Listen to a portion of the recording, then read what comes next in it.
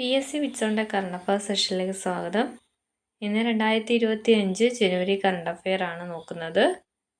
2025 ജനുവരിയിൽ അന്തരിച്ച മലയാളത്തിലെ പ്രശസ്ത പിന്നണി ഗായകൻ പി ജയചന്ദ്രൻ.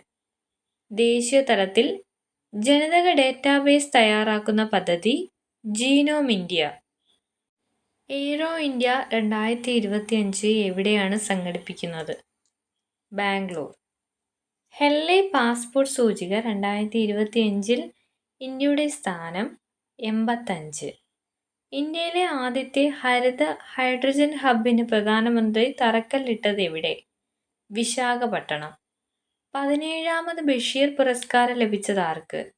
PN ഗോപികൃഷ്ണൻ. ദേശീയ യുവജന ദിനം ജനുവരി 12.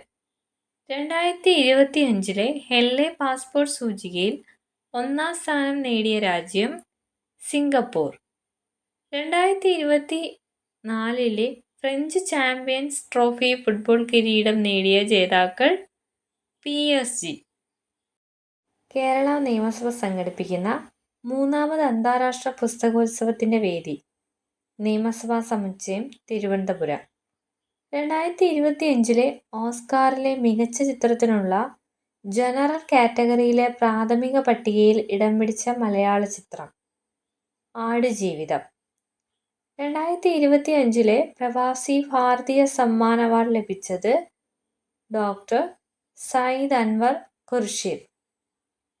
2026 കോമൺവെൽത്ത് പാർലമെന്ററി സമ്മേളനത്തിന് ആതിഥേയത്വം വഹിക്കുന്ന രാജ്യം ഇന്ത്യ. 2025 ജനുവരിയിൽ നടന്ന ദേശീയ വോളിബോൾ ചാമ്പ്യൻഷിപ്പിൽ ജേതാക്കളായത് കേരളം. തദ്ദേശീയമായി DRDO വികസിപ്പിച്ച 3ാം തലമുറ ടാങ്ക് വേധ ഗൈഡഡ് മിസൈൽ നാഗ് MK2. കാലാവസ്ഥാ കേന്ദ്രത്തിൻ്റെ എത്രാമത്തെ വാർഷികമാണ് 2025 ജനുവരിയിൽ ആഘോഷിക്കുന്നത്? 150. ഇന്ത്യൻ കരസേനാ ദിനം ജനുവരി 15. കേരളത്തിൽ പ്രവാസികൾക്കായി വ്യവസായ പാർക്ക് ആരംഭിക്കുന്നത് കണ്ണൂർ. സംസ്ഥാനത്തെ ഏറ്റവും മികച്ച പോലീസ് സ്റ്റേഷനുള്ള മുഖ്യമന്ത്രിയുടെ പുരസ്കാരം ലഭിച്ചത് തലശ്ശേരി പോലീസ് സ്റ്റേഷൻ. പുതുതായി പ്രവർത്തനം ആരംഭിച്ച ദേശീയ മഞ്ഞൾ ബോർഡിൻ്റെ ആസ്ഥാനം നിസാമാബാദ്. സംസ്ഥാനത്തെ ഏറ്റവും മികച്ച ഉപഭോക്തൃ സംഘടനകൾക്ക് സർക്കാർ നൽകുന്ന രാജീവ് ഗാന്ധി ഉപഭോക്തൃ അവാർഡ് ലഭിച്ചത് തിരുവനന്തപുരം ജില്ലാ ഉപഭോക്തൃ സമിതി. ദേശീയ സ്റ്റാർട്ടപ്പ് ദിനം ജനുവരി 16. കേരള കലാമണ്ഡലത്തിലെ ആദ്യ മലയാളി നൃത്ത അധ്യാപകൻ RLV രാമകൃഷ്ണൻ. ISROയുടെ 3ാമത്തെ ലോഞ്ചിങ് പാഡ് നിലവിൽ വരുന്നതെവിടെ? ശ്രീഹരിക്കോട്ട.